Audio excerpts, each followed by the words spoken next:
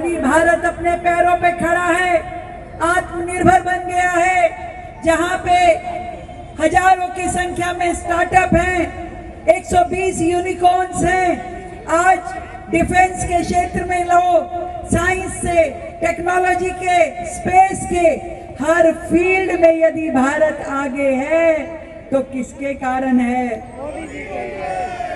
एक समय था लोग कहते थे डिजिटल पेमेंट भारत के बस की बात नहीं है। भारत में कहां इतने पढ़े लिखे लोग हैं? यदि आज पूरे विश्व में कोई देश सबसे ज्यादा डिजिटल करेंसी का उपयोग करता है वो भारत बना है, तो किसके कारण बना है? मोदी जी के कारण। मोदी जी के।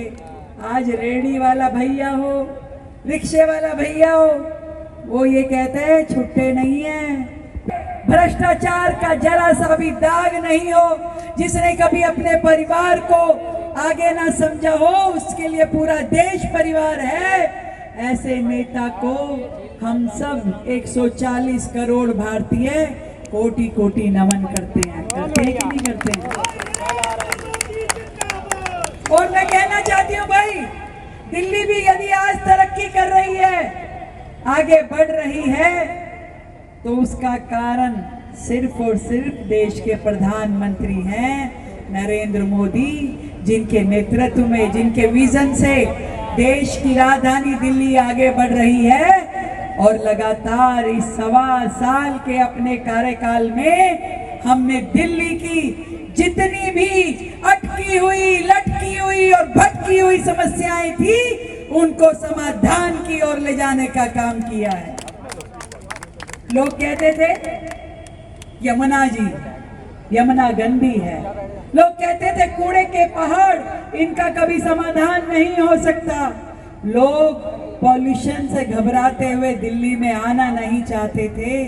मुझे खुशी है इस बात की ये बताते हुए कि 1.25 साल के भारतीय जनता पार्टी के शासन के कार्यकाल में हमने इन तीनों समस्याओं से निजात पाने के लिए साइंटिफिक रोड मैप के जरिए काम करना शुरू किया।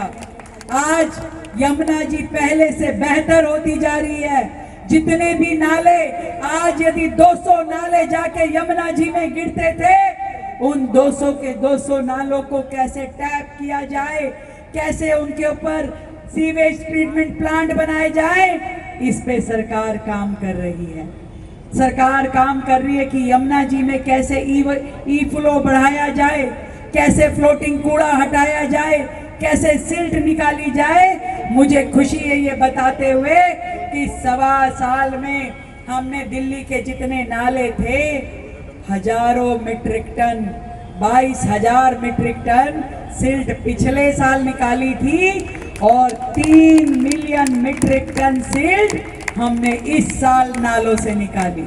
ये जो दिल्ली वाले हैं, ये हमेशा जब बारिश होती थी तो अखबार में एक फोटो देखते थे कि मिंटो ब्रिज में बस डूब गई। देखते थे कि नहीं देखते थे? फोटो आती थी फ्रंट पेज पे, मिंटो ब्रिज की फोटो होती थी, बस डूबी होती थी। पिछले साल देखी क्या वो फोटो? नहीं देखी, क्योंकि आपके एक वोट की ताकत से बनी हुई दिल्ली सरकार, आपकी ये मुख्यमंत्री बहन, आपके सारे मंत्री, सारे विधायक एक एक सड़क पे, एक एक नाले पे जाकर के डिसिल्टिंग करवाते हुए पाए गए, जिसके कारण से पिछली बार मिंटो ब्रिज नहीं भरा।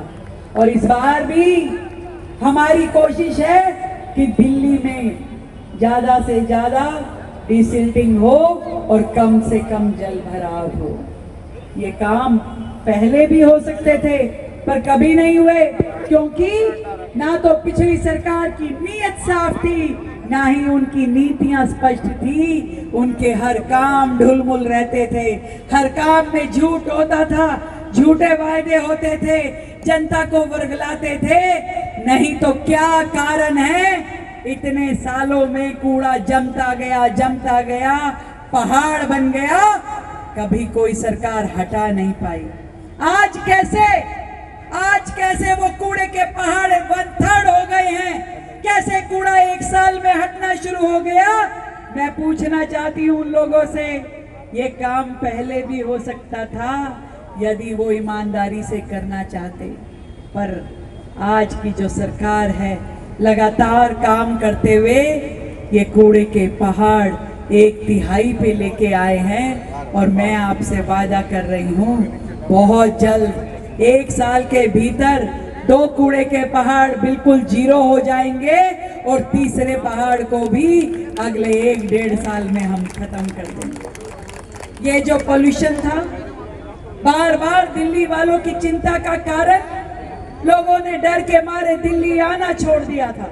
दिल्ली में पॉल्यूशन बहुत है, दिल्ली में पॉल्यूशन बहुत है। पर पिछली सरकार ने क्या किया भैया? ऑड इवन के भी red light on, engine of. क्या इससे पॉल्यूशन खत्म हो सकता था? क्या खत्म हुआ? नहीं खत्म हुआ। दिल्ली को जरूरत थी इससे कहीं आगे बढ़ करके ऐसे स्ट्रॉन्ग स्टेप्स लेने की जिससे कि दिल्ली का पर्यावरण बेहतर हो, पॉल्यूशन कम हो। हमने पूरे साल पॉल्यूशन पे काम करते हुए वो तैयारी की है कि इस साल निश्चित रूप में दिल्ली में पहले के सालों की अपेक्षा पॉल्यूशन कम होगा। ये मैं आपको कह रही हूँ।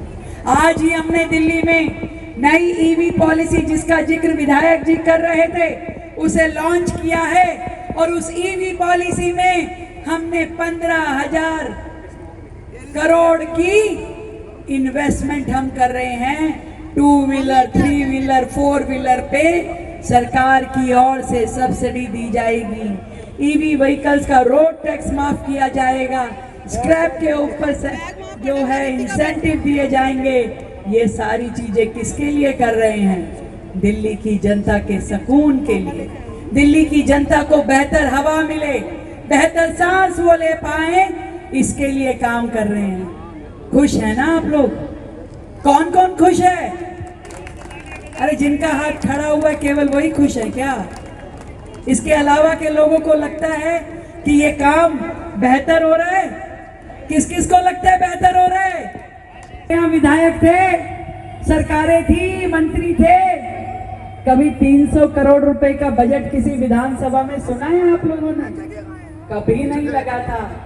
ये आपकी एक वोट की ताकत की बनी हुई सरकार की हिम्मत है कि एक एक विधानसभा में कहीं 200 करोड़, 300 करोड़, 500 करोड़, 1000 करोड़ का भी बजट लग रहा है, ताकि वर्षों से दिल्ली जिस मार से मरी जा रही थी उस मार से ऊपर उठ सके। वहां की सड़कें, नालियां, वहां के हर चीज को हम बेहतर कर सके।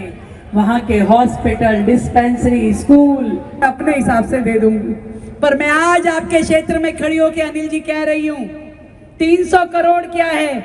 आपको अपने विधानसभा क्षेत्र में जो भी विकास कार्य कराना हो, जितने भी विकास कार्य कराने हो, आपकी ये मुख्यमंत्री बहन आपके साथ है, इस क्षेत्र की जनता के साथ है। आप फंड की चिंता मत कीजिए, विकास कार्य कराइए।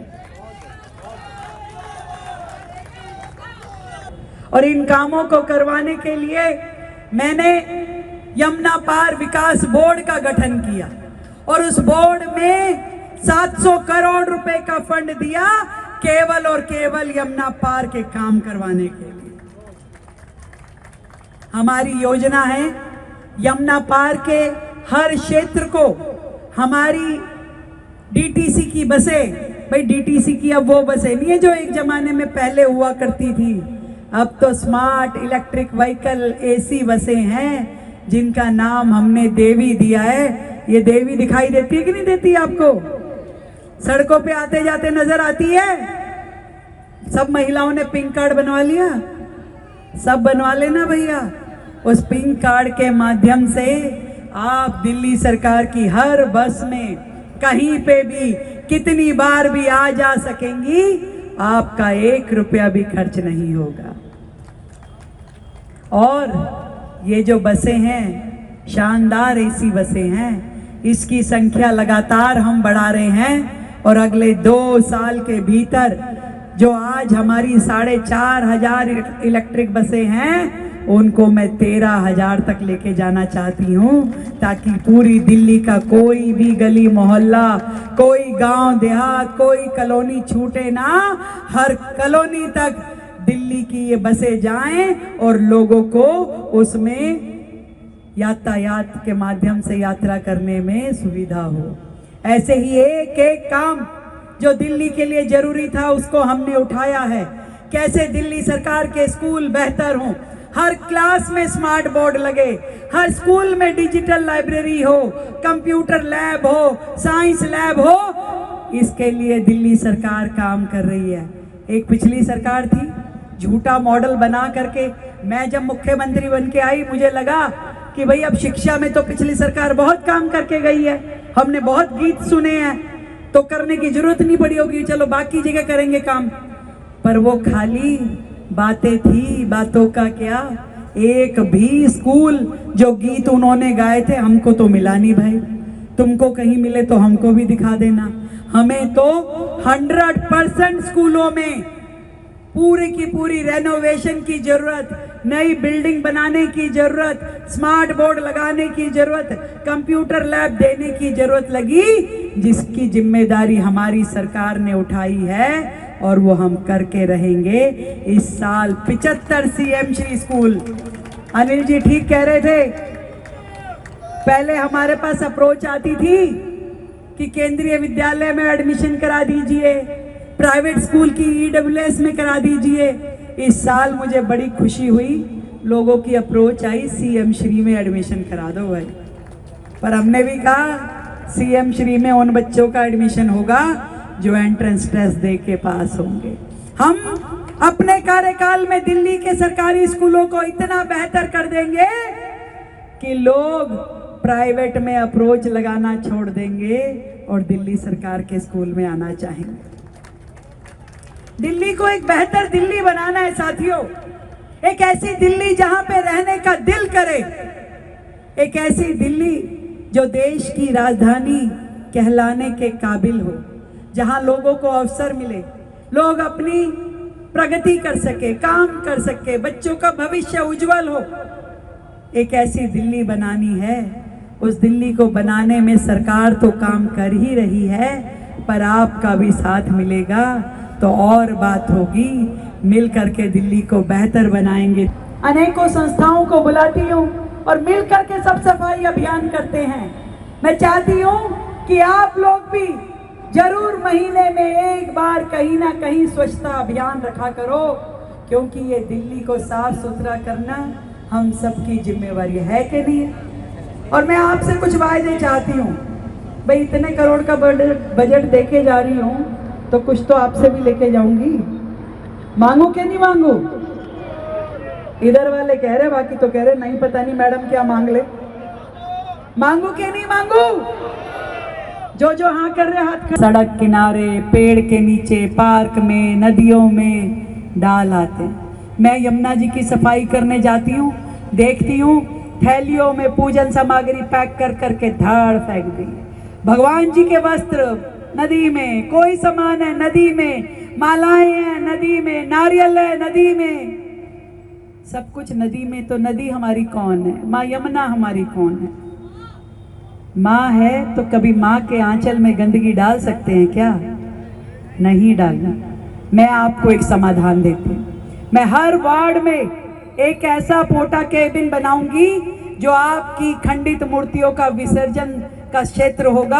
आप मूर्तियां वहां रखो, पूजन सामग्री वहां रखो, पर किसी सड़क के किनारे मत रखो। कर पाओगे? कर पाओगे? मैं दिल्ली में 10 नई गौशालाएं बना रही हूं। 10 नई गौशालाएं बना रही हूं। जितनी सड़कों पे गायें घूम रही है, किसी की प्राइवेट है या छोड़ी हुई है, सबको वहां पहुंचा देंगे। पर आपसे मेरा एक निवेदन है, कई बार हम क्या करते हैं, हम धार्मिक लोग हैं ना, तो घर में सब्जी के घिया का छिलका भी होते तो माँ कहती है जा बेटा गाय को खिलाया, और हम चले जाते हैं सड़क किनारे गाय के लिए रख देते हैं। जब गाय को पता है, गाय के मालिक को पता है कि यहाँ पे तो मुझे कुछ ना कुछ मिल ही जाएगा, इसलिए सड़कों पे गाय खड़ी रहती है। एक बार तो मैंने एक अपनी वॉलेंटियर की फोर्स बनाई, उनको सड़क के किनारे किनारे खड़ा कर दिया, चौक पे खड़ा कर दिया। मैंने कहा भाई किसी को कुछ डालने मत देना। तो एक आदमी आया बहुत सारी रोटियां लेके डाल रहा है, उसको रोका हमारे वॉलेंटियर ने, कह रहे तेरे बाप की सड़क है? भाई कह रहे नहीं मेरे पिताजी की तो नहीं है, पर तू सड़क पे क्यों डाल रहा है? फिर यहाँ गाय आएगी, कोई एक्सीडेंट होगा, गोबर होगा, कुछ और होगा। हम लोग ऐसे ना करें, इससे गौ माता को भी चोट लग सकती है और लोगों का भी एक्सीडेंट हो सकता है। गो ग्रास अगर देना है तो सही जगह पे दो, सड़कों पे नहीं डालना। मानोगे मेरी बात? मानोगे मेरी बात? एक और चीज मांगना चाहते हैं, हमारी ये भी आदत है, हमारा घर साफ और बाकी सब कूड़ा कूड़ा। मेरे घर से कूड़ा निकालो, टूटा सोफा डाल दो कहीं पे भी, पीछे वाली गली में, इधर उधर।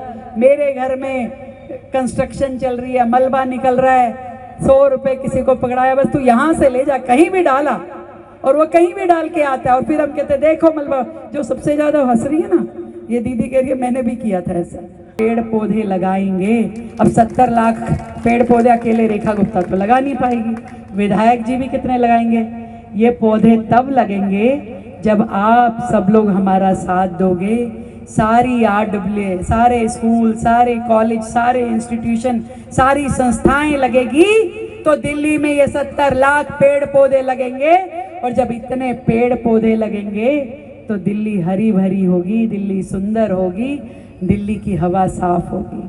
तो करेंगे ना मिलके ये काम? पक्का?